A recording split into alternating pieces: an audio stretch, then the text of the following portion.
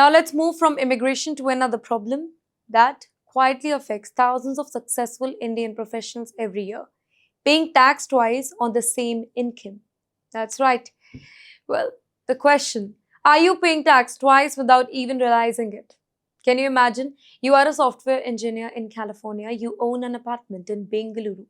You receive rent every single month. You also earn interest from an NRO account, and maybe you invest in Indian shares years ago.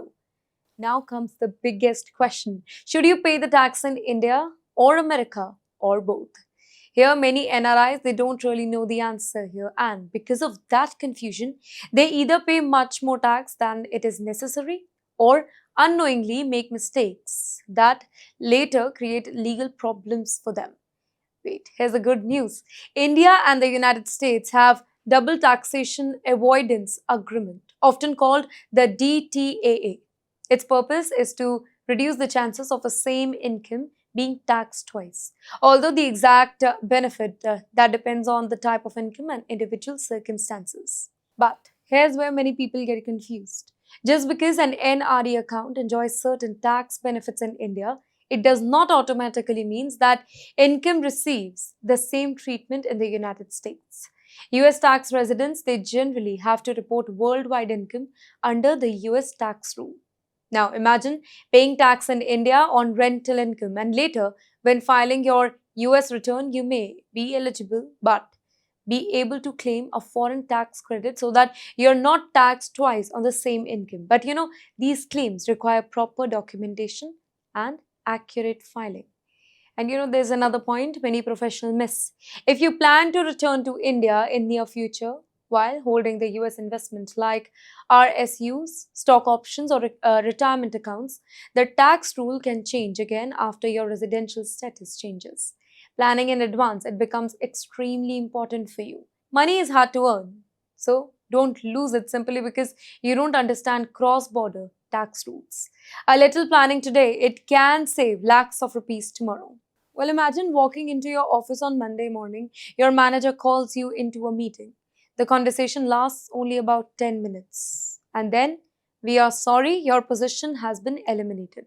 But then the HR gives you some good news. Don't worry, you will continue receiving salary for the next 2 months. Well, you breathe a sign of relief. You think that I still have 2 months before I need to worry about my visa.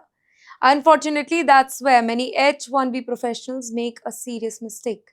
Receiving severance pay and remaining in valid immigration status, that are not always the same thing. Immigration rules generally look at when your employment actually ends, not simply when your severance payment stops. Wait, let's make it easy for you. Imagine your last working day is March 15th. Your company continues paying you until May because of a severance package. Many people believe that their 60-day grace period starts after the final paycheck. But that's not how it works. The countdown is linked to the end of your employment relationship, not the severance payments alone. Now imagine waiting until the last salary arrives before beginning your job research. But then, valuable time, it may already be gone. And you know what? That's why immigration experts, they always say that don't wait. The moment you receive a termination notice, understand your exact last days of employment in writing and start the planning immediately. There is another important detail here. Some companies place employees on paid administrative leave under specific legal arrangement before their official termination date. In those situations, the timeline can be different. And that's why reading your separate letter carefully, it is extremely important for you.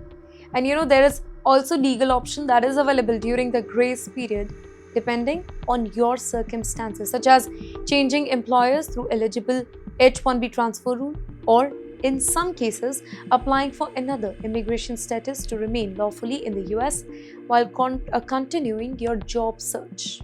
Well, here the biggest mistake, it is not getting laid off. The biggest mistake is understanding the rules after the layoff. Ladies and gentlemen, let's be honest here. Sometimes one missed deadline can undo years of your hard work.